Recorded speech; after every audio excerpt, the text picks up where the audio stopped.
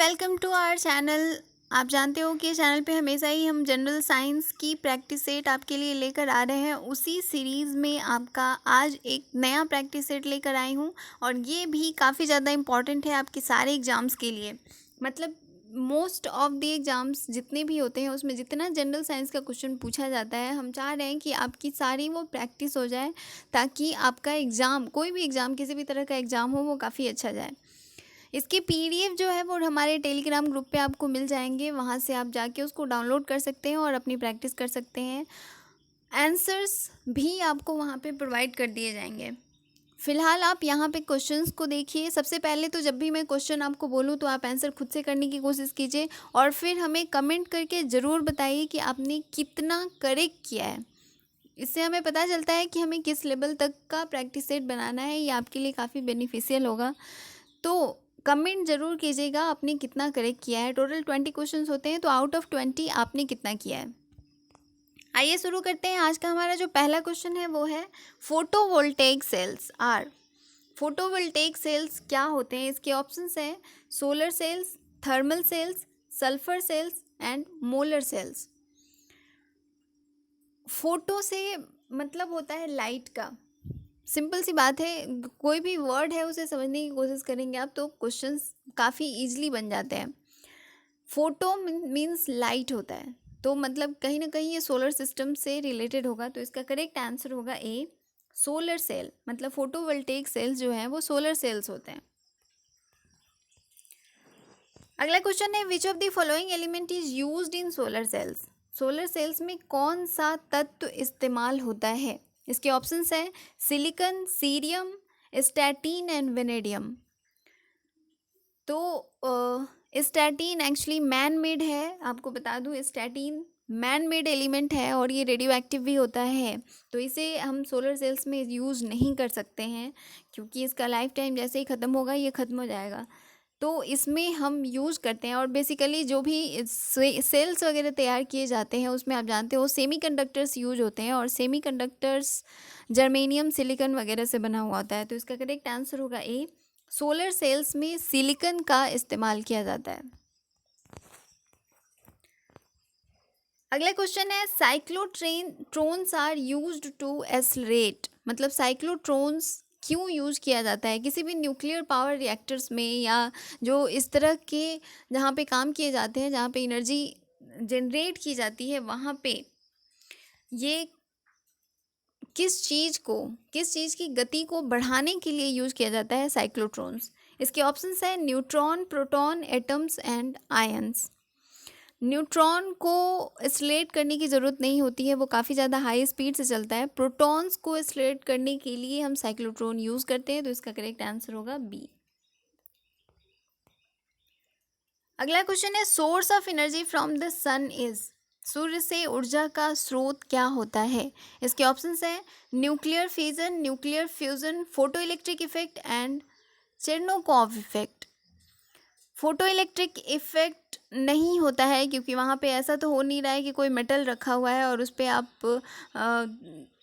कोई भी light source डाल रहे हो और उससे वहाँ से इलेक्ट्रॉन का इजेक्शन हो रहा है। ये होता है फोटो इलेक्ट्रिक इफेक्ट। मतलब लाइट या फोटॉन्स जब किसी एलिमेंट पे पड़ते हैं और वहाँ से इलेक्ट्रॉन्स इजेक्ट होते हैं तो इस चीज़ को हम फोटो इलेक्ट्रिक इफेक्ट कहते हैं, क्योंकि वहाँ पे इलेक्ट्रिसिटी जनरेट होती है। यहाँ पे आपका nuclear fission and nuclear fusion है, ये दोनों चीज़ें हो सकती है। आप जानते हो कि सन में सबसे ज़्यादा हाइड्रोजन एंड हीलियम प्रेजेंट होता है और हाइड्रोजन में बेसिकली न्यूक्लियर फ्यूजन होता है। तो इसका करेक्ट आंसर होगा B, source of energy from the sun is nuclear fusion. आपको बता दूं हाइड्रोजन बॉम्ब जो तैयार किया गया है वो भी इसी के बेसिस पे किया गया है, इसी थ्योरी के बेसिस पे। तो ये भी याद रखिएगा, बहुत बार क्वेश्चन पूछा जाता है हाइड्रोजन बॉम्ब कैसे तैयार किया जाता है, तो वो न्यूक्लियर फ्यूजन के बेसिस पे। और हाँ, न्यूक्लियर फ्यूजन इसके बेसिस पे एटम बम को तैयार किया गया है। तो एटम बम काम करता है न्यूक्लियर फ्यूजन पे। अगला क्वेश्चन है what is the source of electrical energy in an artificial satellite. मानव निर्मित सैटेलाइट में ऊर्जा का स्रोत क्या होता है? इसके ऑप्शंस हैं solar sales, mini nuclear reactor, dynamo and thermopile. तो इसका करेक्ट आंसर होगा ए, सोलर सेल्स। जो सैटेलाइट तैयार किए जाते हैं उसमें जो सनलाइट होती है उसकी एनर्जी से ही वहाँ पे एनर्जी जनरेट होता है, तो ये इसमें सोलर सेल्स बहुत ज़्यादा यूज किए जाते हैं। अगला क्वेश्चन है who is present director of BARC. BARC के प्रेजेंट डायरेक्टर कौन है? इसके ऑप्शंस हैं Satish Dhawan, R K Sinha, G Madhavan Nair and doctor Ramanna. Satish Dhawan नहीं है क्योंकि आप जानते हो वो अभी काम करते हैं यहाँ, कितने सारे काफ़ी अच्छे साइंटिस्ट हैं।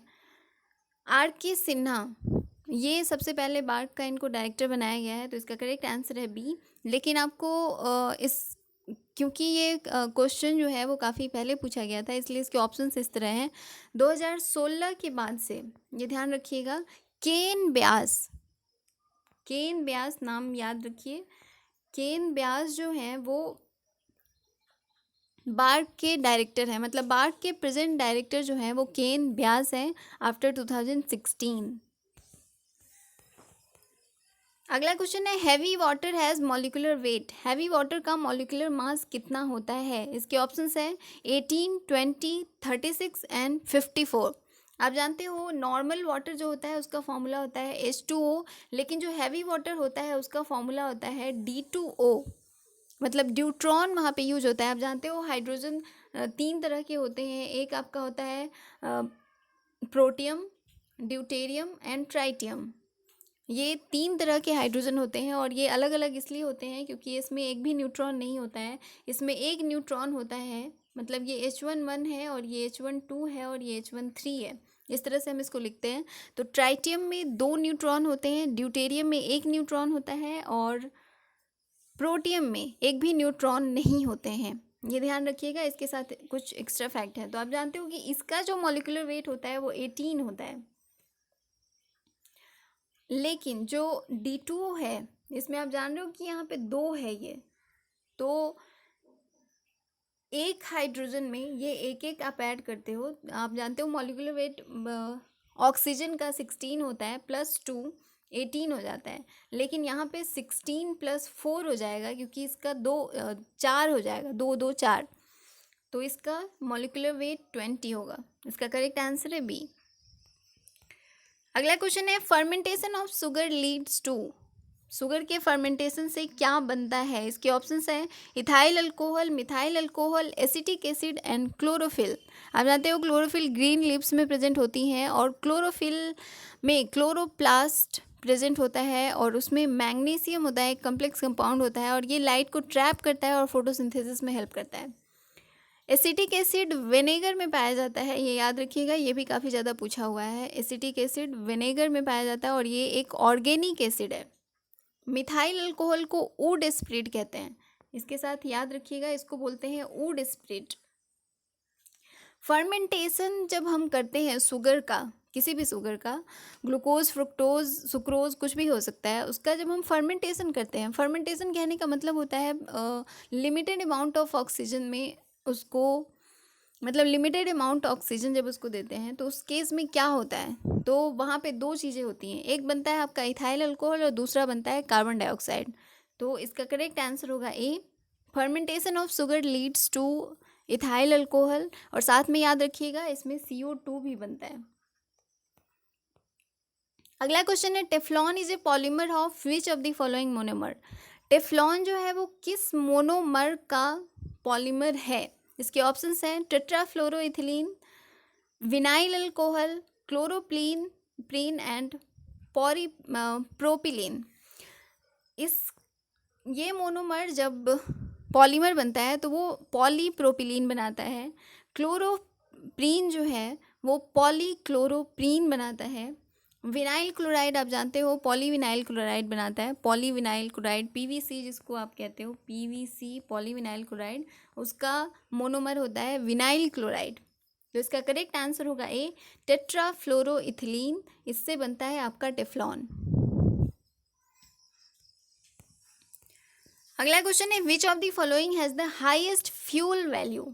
फ्यूल वैल्यू का मतलब होता है आप किसी भी सब्सटेंस के 1 ग्राम को जलाते हो या मतलब उसे हिट देते हो तो उससे कितनी एनर्जी मिलती है, ये उसका फ्यूल वैल्यू कहलाता है। किसी भी ज्वलनशील पदार्थ को। तो इसके ऑप्शंस हैं hydrogen, charcoal, natural gas and gasoline. आप जानते हो ये सारे यूज़ किए जाते हैं फॉर फायर, मतलब एनर्जी लेने के लिए या हीट लेने के लिए। तो इसमें इसका करेक्ट आंसर होगा ए।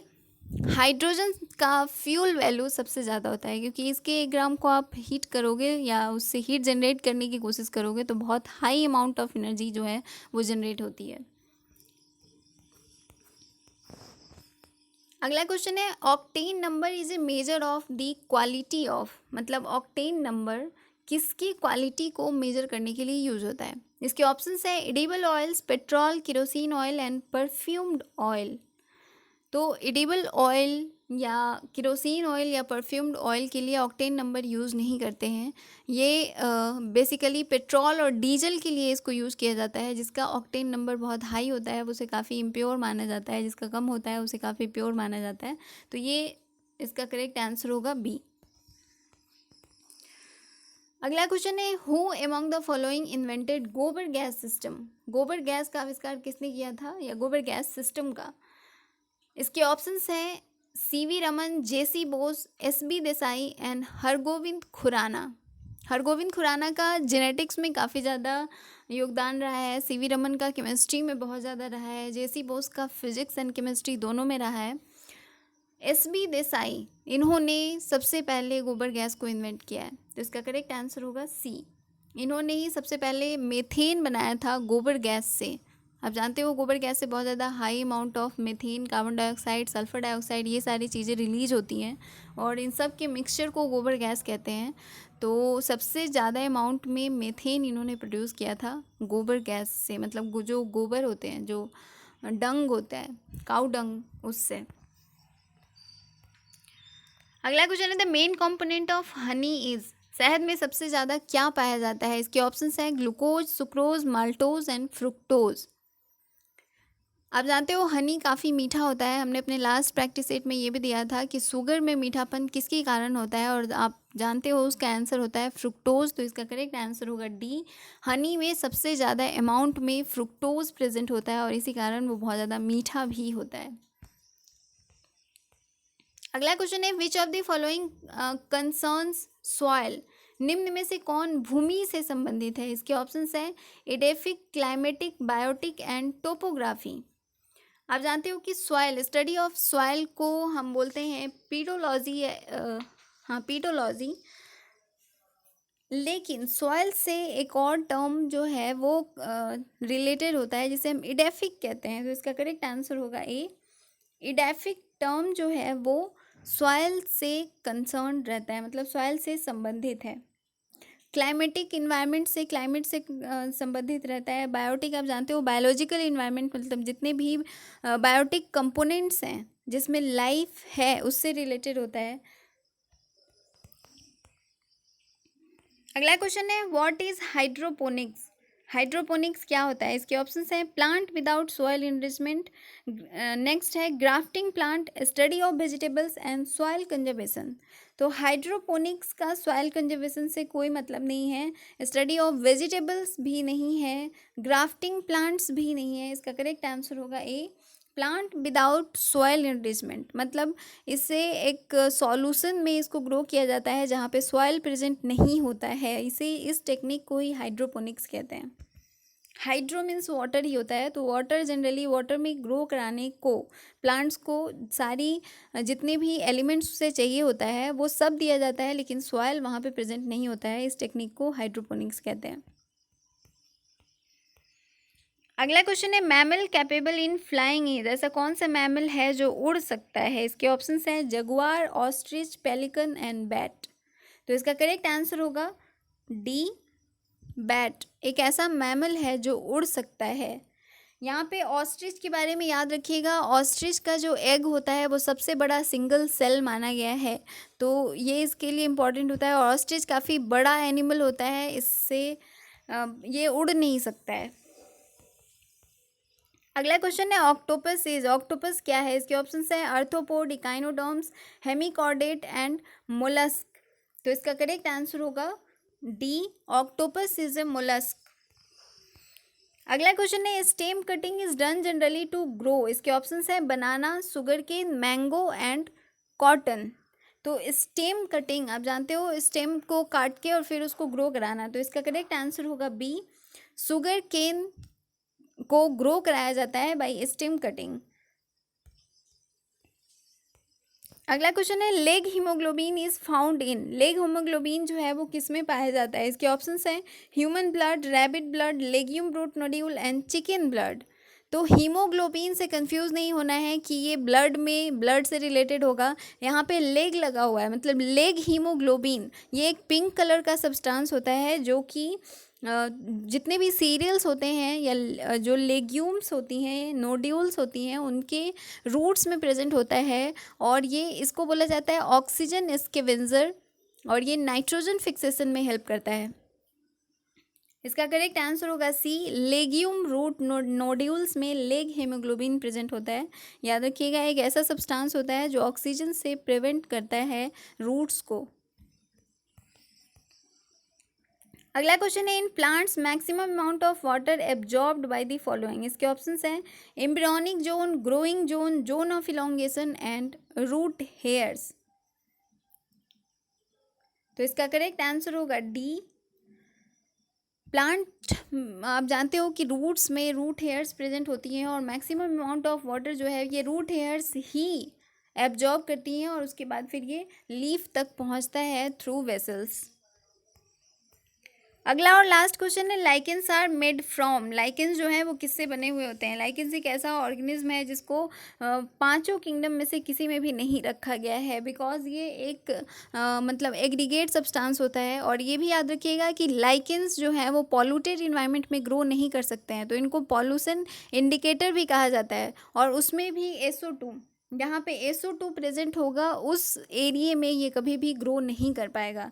इसके ऑप्शंस हैं fungi and bacteria, fungi and alga, fungi and bryophyta and alga and bacteria.